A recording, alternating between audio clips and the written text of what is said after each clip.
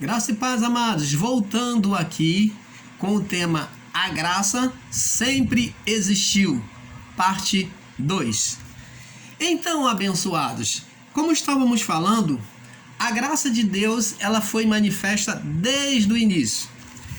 E como foi dito pelo apóstolo João, a graça e a verdade, a lei veio por meio de Moisés, foi dada por meio de Moisés. Mas a graça e a verdade, como está aqui no capítulo 1, verso 17, a graça e a verdade, João 1,17, vieram por Jesus Cristo. E essa graça, ela já era manifesta antes de Jesus.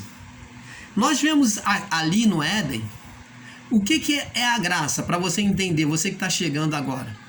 A graça de Deus é o amor incondicional de Deus para o homem, para a sua criatura, para a sua criação. Então, preste atenção.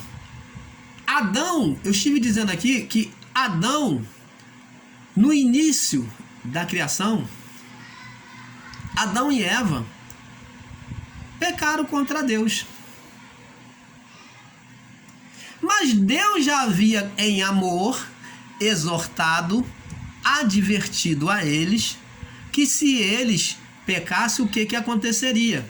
Deus falou de uma forma radical. Deus falou de uma forma literal para ele. Deus falou no literal: não coma, porque se vocês comer, vocês certamente morrerão. Deus falou no sentido literal. E eles, no sentido literal, eles entenderam. Mas o sentido literal de Deus não é igual ao nosso. Porque Deus, ele diz na sua palavra que os meus pensamentos não são os vossos pensamentos, nem os meus caminhos igual aos vossos caminhos. Porque Deus é espírito e ele fala de forma espiritual. E Deus, quando falou para o homem, certamente morrerão, ele falou de forma espiritual, na sua linguagem. Ele não poderia falar na linguagem humana porque ele não é físico. Então ele falou em linguagem espiritual para o homem: não comerás, porque certamente morrerás. Quando o homem vê que não morre, talvez o tenha Deus como um mentiroso. Mas após isso, quando o homem peca, Deus agora vem mostrar o que representaria essa morte espiritual, as consequências dessa morte espiritual. Deus já vem mostrar para eles: olha, por causa do seu pecado, Adão, você agora vai comer do fruto agora da terra com o seu suor. Você vai ter que labutar muito para poder a terra frutificar. Você, mulher, vai ter dor de parto. Você vai ser abocanhado pela seu calcanhar, vai ser abocanhado pela serpente, mas você vai pisar a cabeça da serpente, sua geração. Então Deus vai falando tudo para o homem como a consequência da morte espiritual. Ele mostra agora os sinais da morte. Porque é como uma pessoa que antes de morrer, ela sente falta de ar, ela sente sede, ela sente um montão de coisa, ela vê coisas. A morte, ela sempre apresenta sintomas. Normalmente a morte apresenta sintomas. E Deus, após a desobediência do homem e mulher, descreve na sua onisciência, como sabedor de todas as coisas, ele descreve os sintomas da morte. Deus descreve os sintomas da morte para Adão e Eva.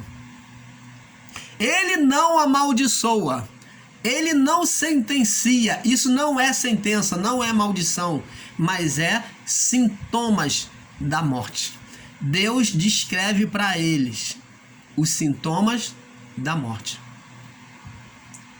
Ele fala: porque você desobedeceu, então agora, por causa disso, você vai sofrer isso. Mas ele ali não está sentenciando, ele está descrevendo na sua onisciência. que você diz isso, irmão Paulo? Mas nós vemos na palavra de Deus, Deus descrevendo, sentenciando. Não. Eu provo isso para você.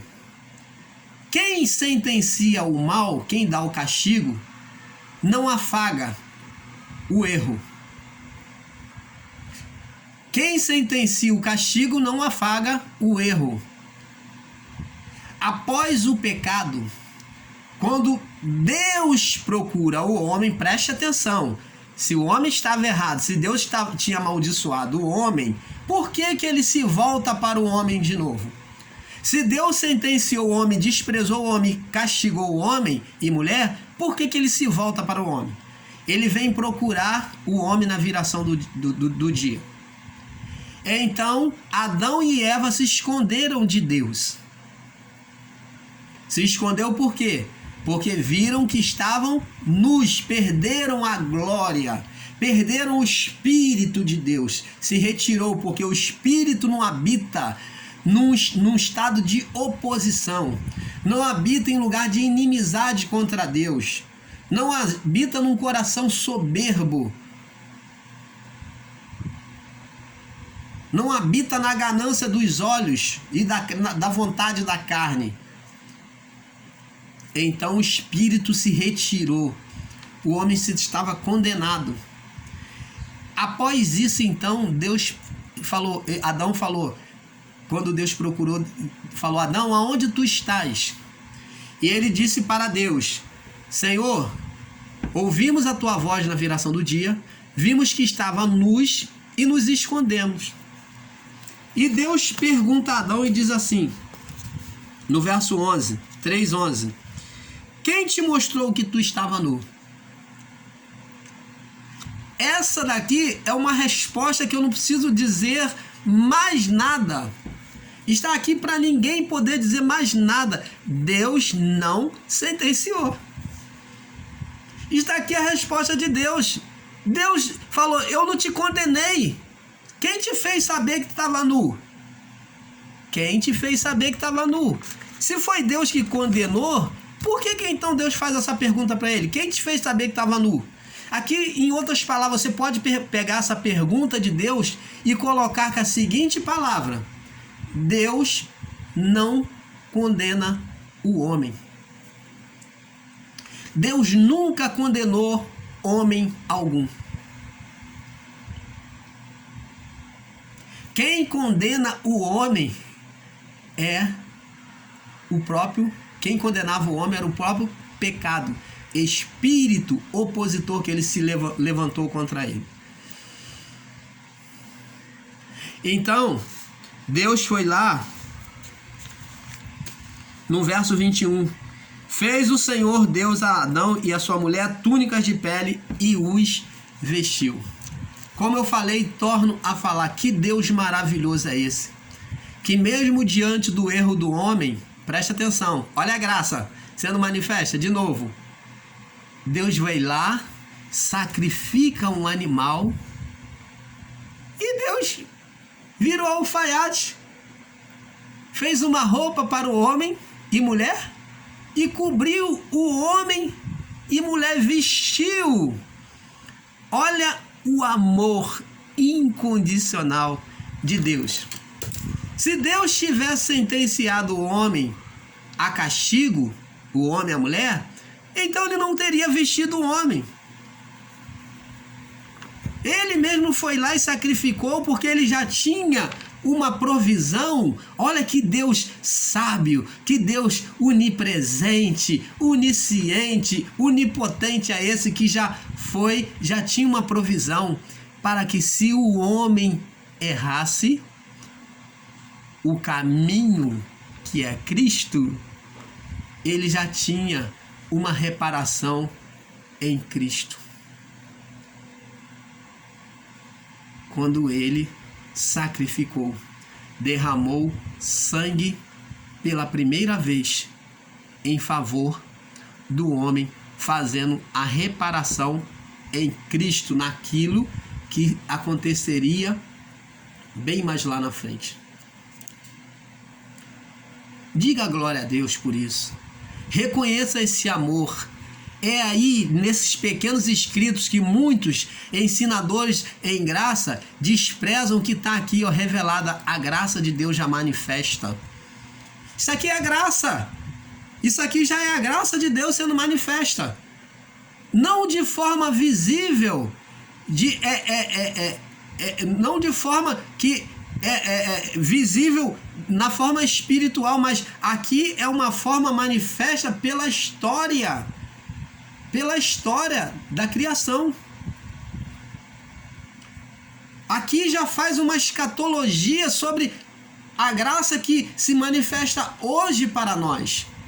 Se você despreza esse entendimento aqui, amados e abençoados, você também está desprezando o acontecimento da cruz.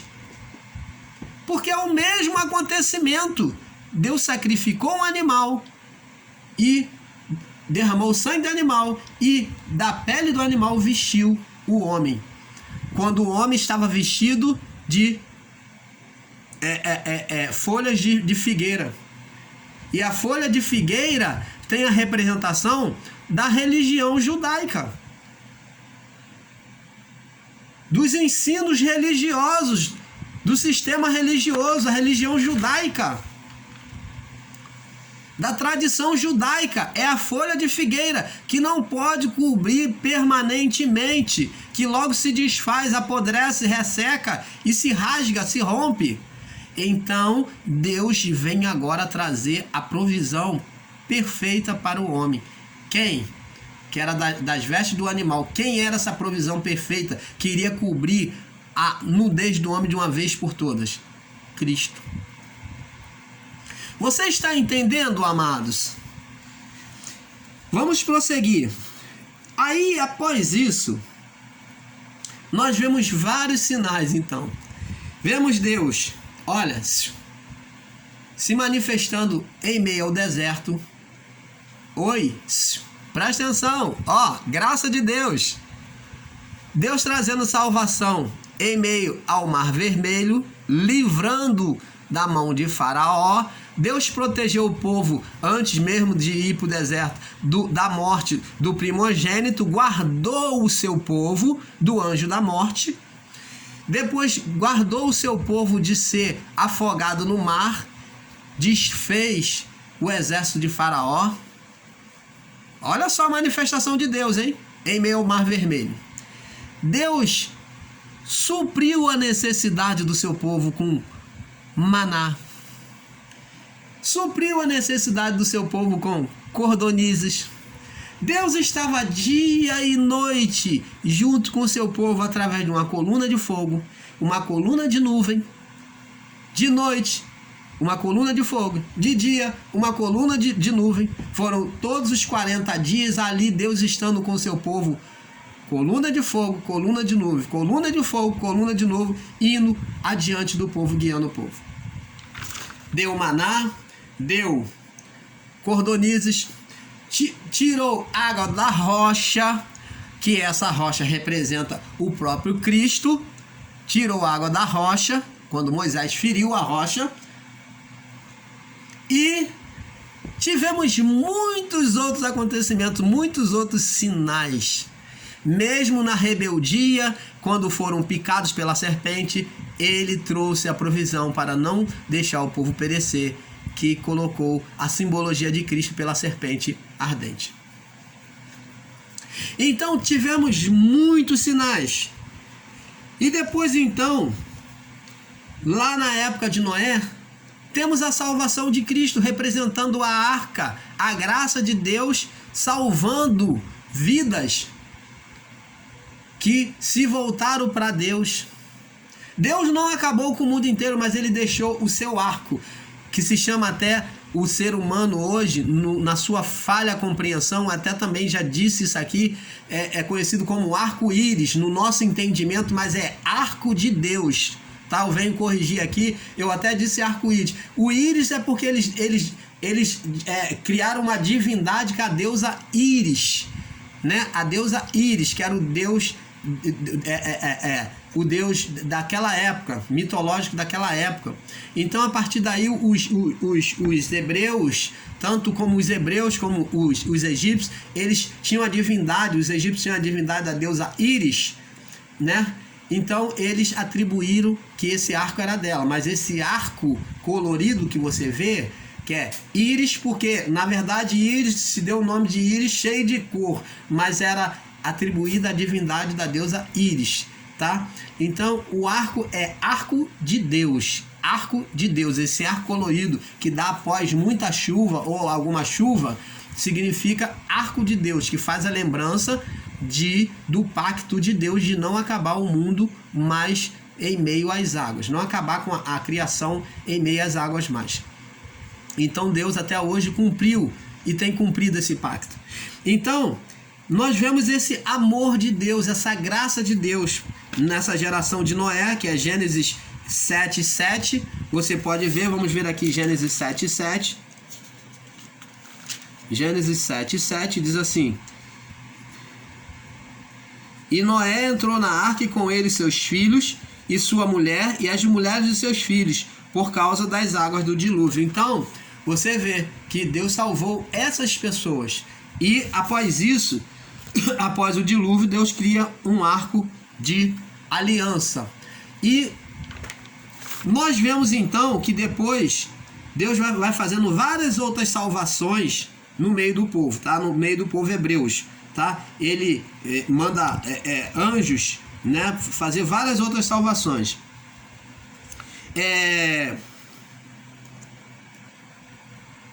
Vamos ver aqui no livro de Salmo 107. Salmo 107. Salmo 107. No verso, para nós já ir passando para outro vídeo, né? 107, vamos ver aqui no verso 34. 34.